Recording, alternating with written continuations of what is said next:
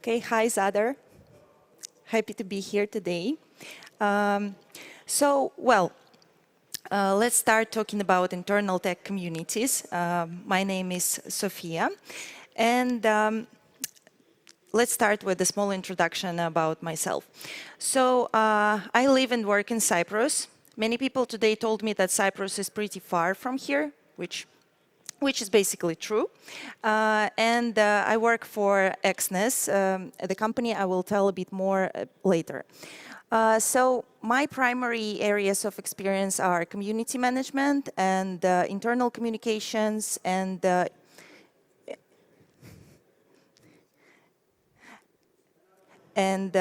tech events. This is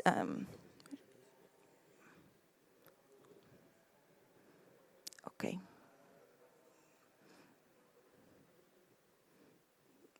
Here.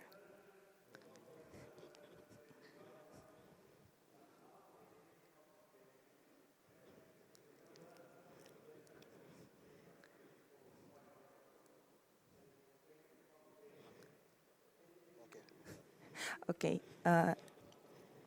So shall we continue? So this we have already seen, and let's continue from here.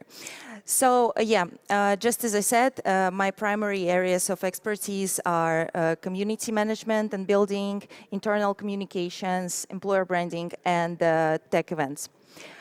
So here on the slide, you can see logo of my current employer, Exness, and some of my previous amazing employers I gained this experience with. So today, we will talk about communities. First of all, we will see whether you guys need a community, first of all, in your company. And then we will talk a bit about how to kickstart a community right. And then we will devote quite a big part of the presentation to defining success and setting the right metrics. At the very end of it, we will have a conclusion, and I will also share some useful links that you can use later to create your own communities in your companies. So, first of all, do you need a community? Let me use my current company, Exness, as an example. We were founded back in 2008, which is 16 years ago, and we started like a small group of engineers aiming to reshape online trading industry. Exness is basically the largest broker, retail broker in the world. However, it wasn't always so. Yes, it started as a really small group of engineers, maybe like 30 people, and of course it was easy to communicate, it was easy to share some updates, know who's doing what. But then, as time went by, things changed. Now we are more than 2,000 employees all over the world. We have offices in Asia, we have office in South America, in South Africa, and our headquarters is in Cyprus. And a third of us is directly involved into software development. So, things changed. And now it's not always easy to say who's doing what and why, right? So our company decentralized engineering functions, and we went to the product team's approach. So now engineers work autonomously. We see that there may be a lack of knowledge sharing. Sometimes people do things that were already done in other teams, right? They just didn't know about it. And newcomers struggle to understand, like, what are the practices in this company? Where should I look for the information? How do I start actually doing my tasks? And so on and so forth. So a good news here that creating internal communities may really help to solve this problem. So internal community is basically a group of people working in the same professional area, like in this example, like software testing community. But all these people, they are allocated in different product teams, right? Because we have a lot of product teams in our company. Having those communities, gathering them, having some shared communication channels for them, helps us to drive skill development, knowledge sharing, and also to communicate updates and changes in the company, which increases transparency, engagement, and all the great stuff every employer wants to have in place, right? And also helps onboard new team members, for example. So if you think like, yeah, this is about my company, we face the same problems and we want the same impact, you would say, okay, let's start a community. But how? What to start with? So my engineers usually come to me saying like, Sofia, let's start a community. And these are the ideas they bring to the table. They say, okay, let's just create a Slack channel. Everybody will join, everybody will communicate. This will be perfect. Some say, let's start with the meetup. Let's organize a meetup, let's buy some pizza, everybody comes there. So absolutely great results. And some say, let's buy some t-shirts so people recognize each other in the hallways. They're like, oh, you're a Python developer too, and me as well, so let's communicate. And actually, all these ideas, they kind of make sense. But the bad news here is that most of the communities, they become abandoned very soon after the launch. Why? Because they didn't have any clear purpose, right? Because we started with t-shirts, for example. So we didn't really think of what do we actually want to achieve.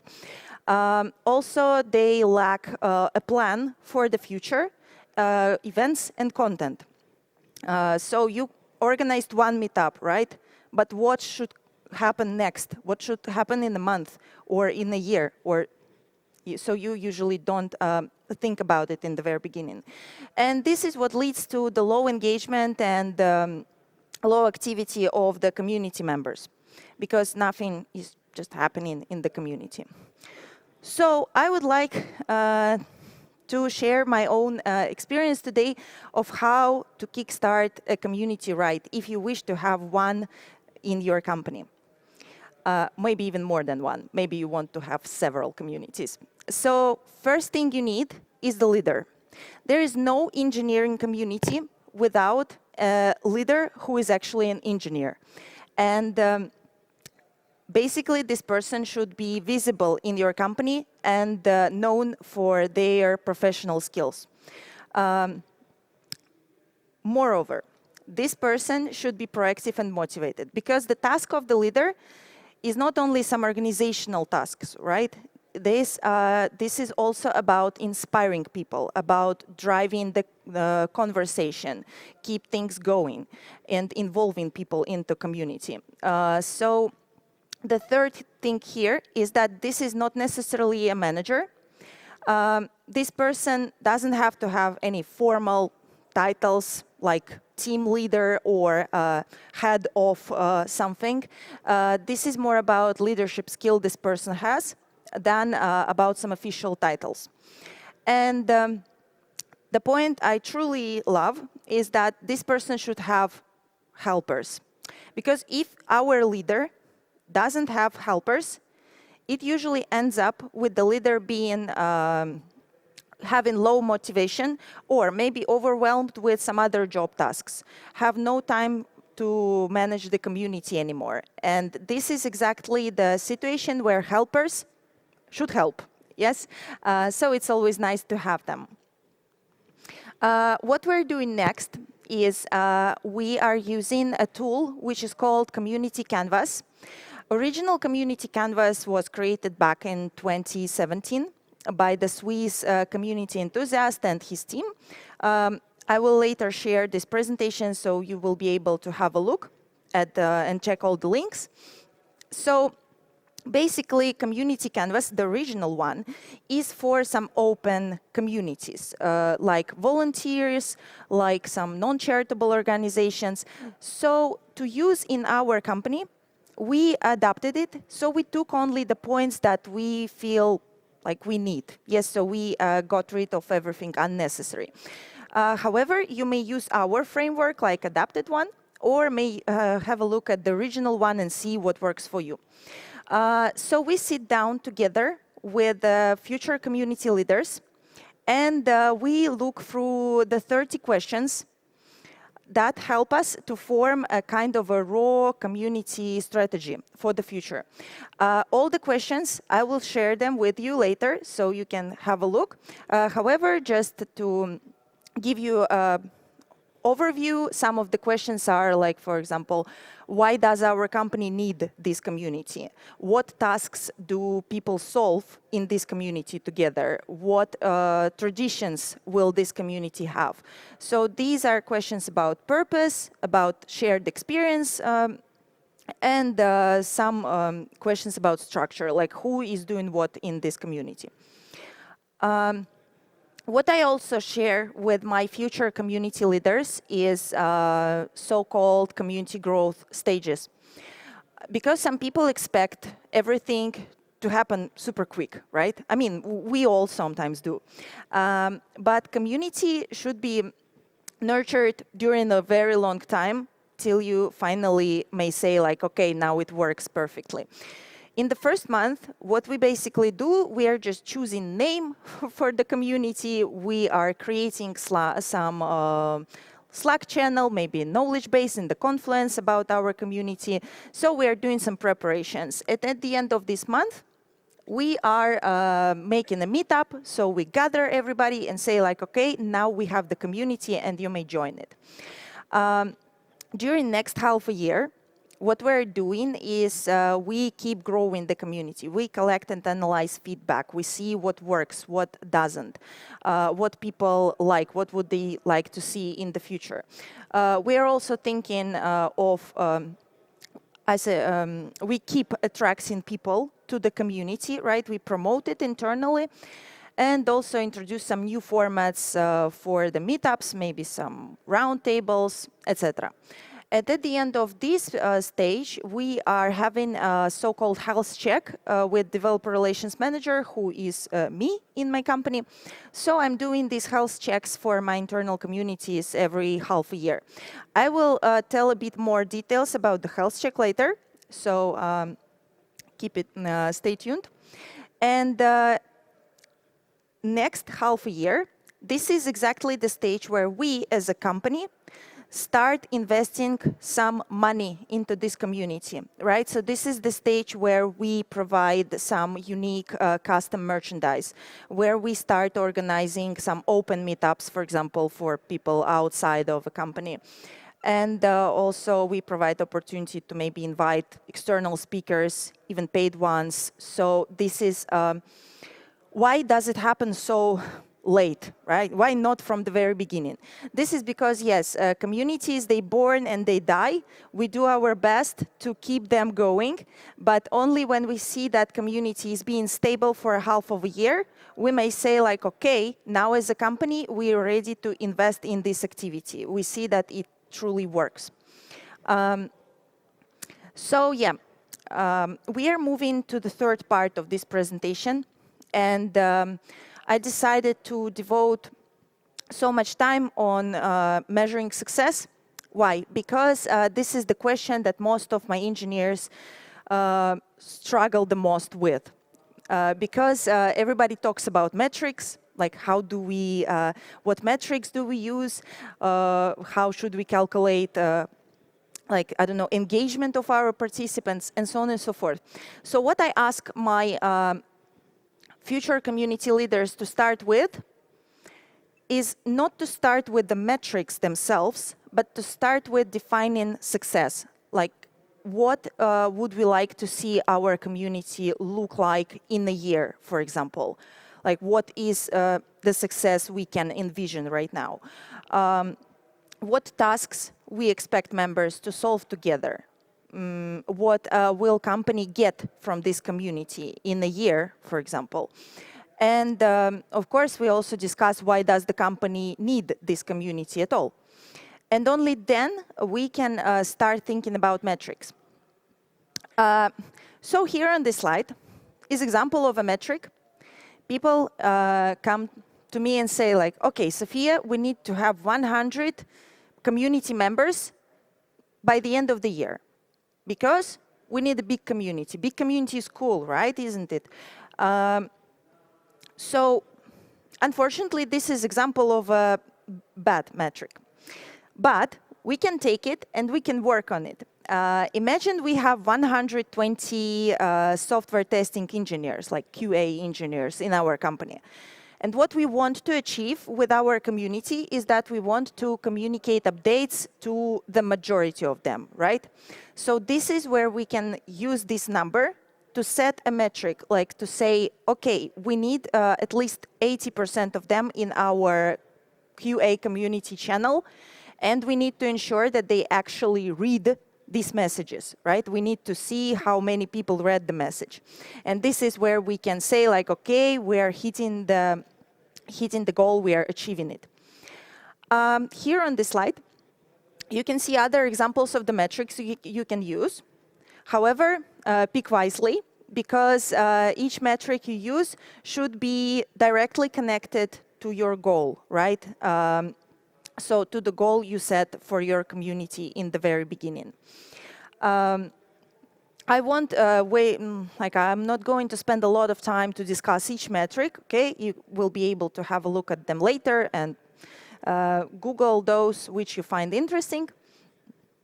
So we are moving on, and this is another important thing I always try to communicate to my future community leaders. You may expect that you gather like 100 people in your Slack chat, right? Everybody will start talking. Everybody will start contributing. They will share some, I don't know, insights, some information, ask questions.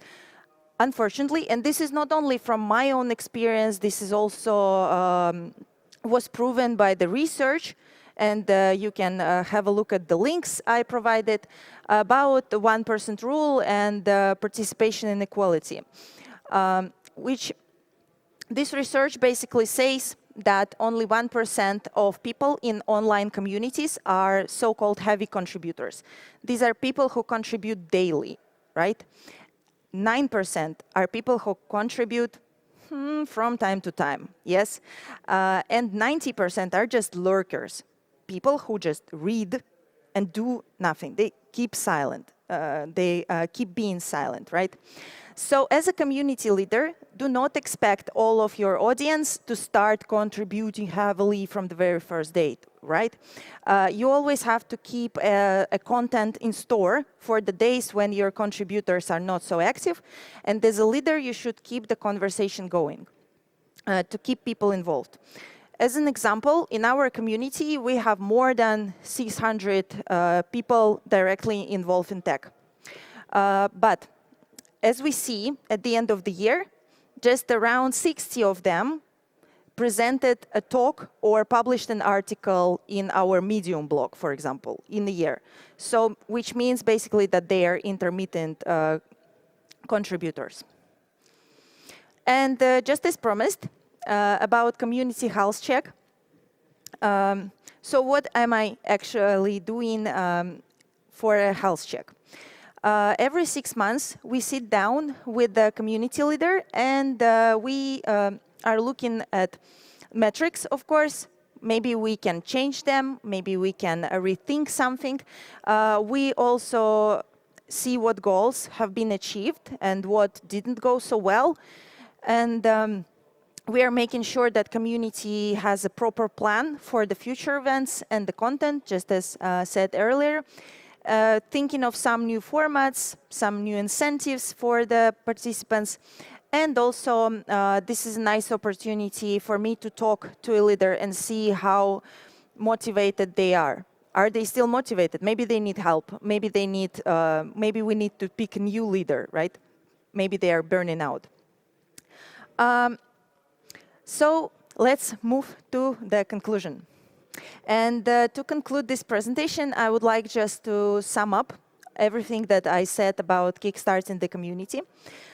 So before launching a community, before actually announcing it in your organization, I would, just my personal advice would be to pick a leader and ensure that this leader has enough support has some core group of helpers. Also follow Community Canvas framework. It's really nice, it's really helpful. You may adapt it to your own needs or just take it as it is. Also create a proper plan for the content and events you're going to organize in, let's say, 3 months, especially for the events. 3 months is fine. For the content, I would think of something like a month. And yes, define your vision of success. So you see